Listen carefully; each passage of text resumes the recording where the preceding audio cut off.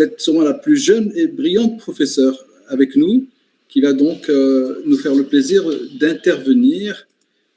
Lalla Fatem Zahra va intervenir sur le processus d'élaboration d'un travail de recherche. Fatem Zahra, tu as la parole. Tu peux y aller. Merci, cher collègue, le professeur Zine. Chers collègues, ravi d'être parmi vous pour discuter de la méthodologie de la recherche qui devient un sujet d'actualité avec l'affaire de la revue britannique Lancet. Ce scandale, il vient rappeler notamment à nos étudiants et à nos doctorants l'importance et l'enjeu de la rigueur scientifique.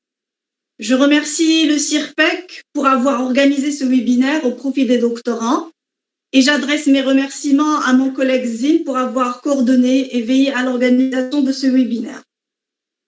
Chères doctorantes, chers doctorants, la méthodologie de la recherche est le gage de la scientificité de la recherche menée et donc de la crédibilité des résultats qui en découlent. Bien qu'il y ait un long débat qui n'est pas encore clos à ce jour sur la légitimité de considérer le droit et l'économie des disciplines scientifiques, ce débat me semble faire en partie l'objet de l'intervention de mon collègue Sadok. Pour ma part, je vais axer mon intervention sur le processus de recherche et plus particulièrement sur les étapes de préparation d'un travail de recherche, en l'occurrence une thèse de doctorat. Durant ma présentation, je tâcherai de mettre l'accent sur les zones d'ombre des étudiants en général, les difficultés répandues et récurrentes, ainsi que les erreurs à éviter pour donner plus d'élan à la progression de votre projet.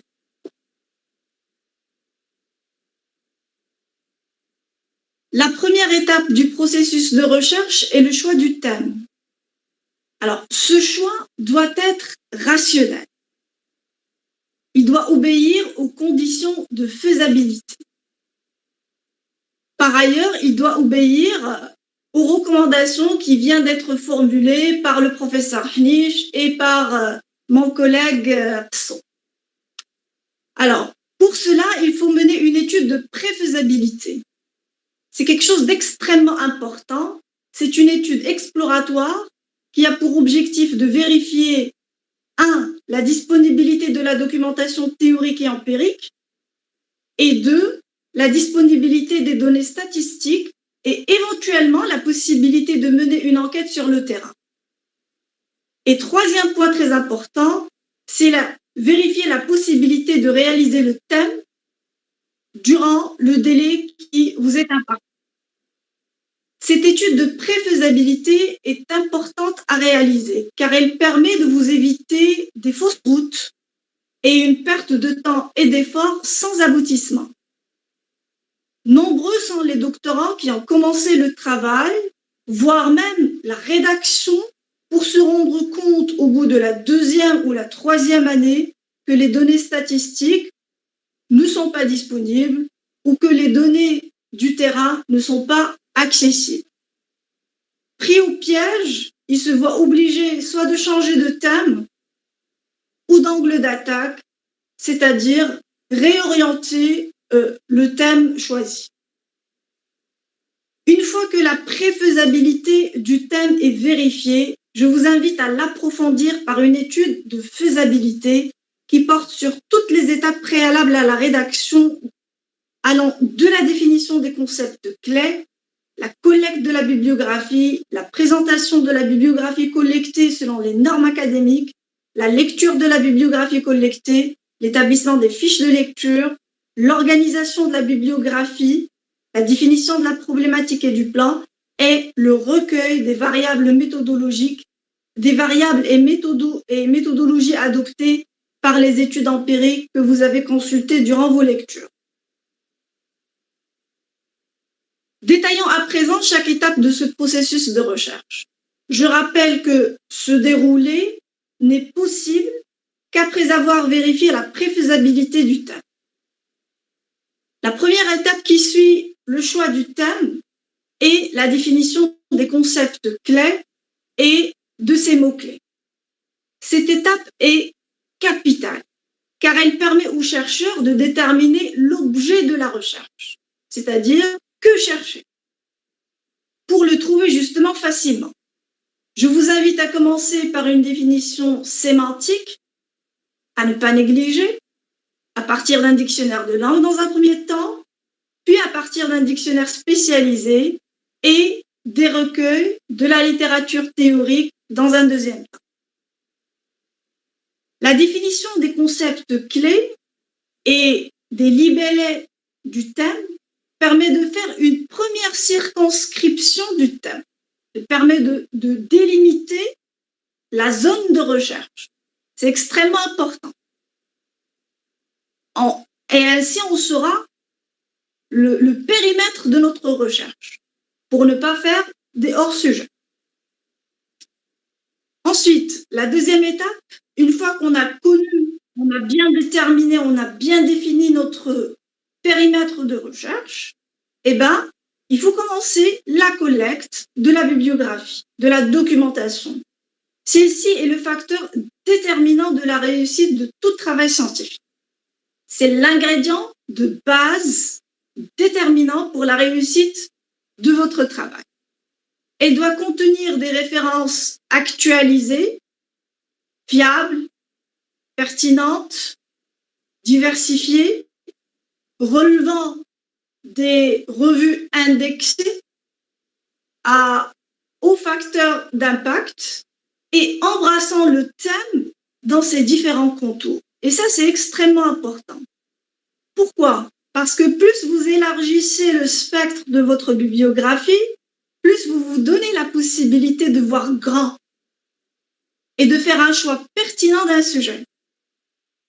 Je rappelle qu'un thème, finalement, c'est quoi? C'est un champ de possibilités de sujets et donc de problématiques. Après la collecte de la bibliographie,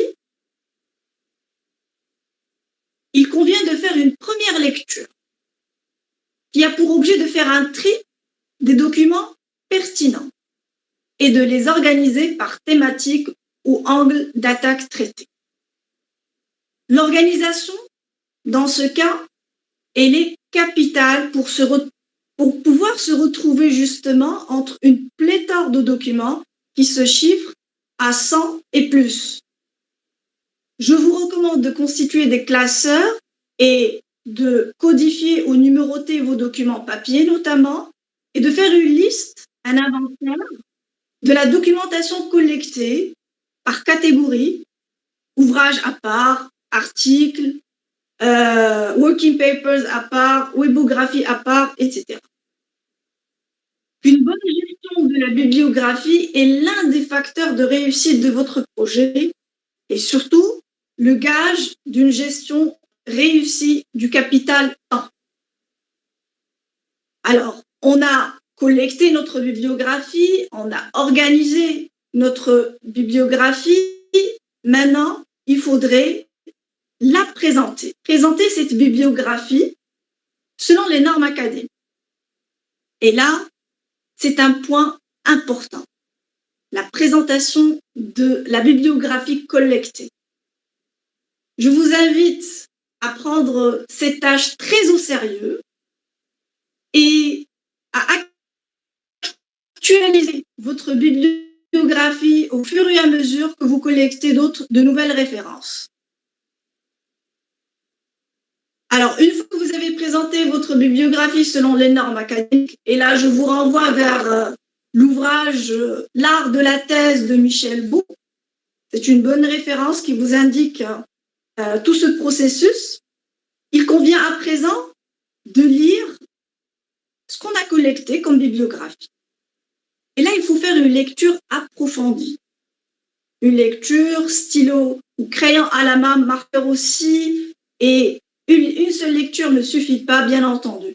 Donc, il faut lire plusieurs fois pour assimiler le contenu et se l'approprier, au point d'être capable de rédiger une fiche de lecture quasiment sans revoir le document. Et c'est là où, justement, vous allez vous rendre compte à quel point vous avez bien maîtrisé le contenu. Alors, je vous le dis tout de suite, la fiche de lecture, ce n'est pas une perte de temps. Bien au contraire. C'est un raccourci pour consulter vos documents et qui va vous aider énormément pour la définition de votre problématique. D'autant plus, comme je viens de le préciser, c'est un document qui vous permet de capitaliser le savoir et de bien l'assimiler. La compilation des différentes fiches de lecture va permettre justement de faire ressortir facilement les différentes possibilités de problématiques que votre bibliographie vous offre. D'accord ? Il convient de choisir par la suite la plus pertinente. C'est pourquoi je rappelle encore une fois, plus vous ratissez large, plus vous augmentez l'éventail de votre bibliographie, plus vous aurez une vision globale, diversifiée, riche des différentes possibilités qu'offre votre thème. La problématique ainsi définie est composée de questions centrales et secondaires. Et à ce titre, je tiens à préciser une chose que très souvent les étudiants et les doctorants ont tendance, une erreur qu'ils ont très souvent tendance à faire, ils ont tendance à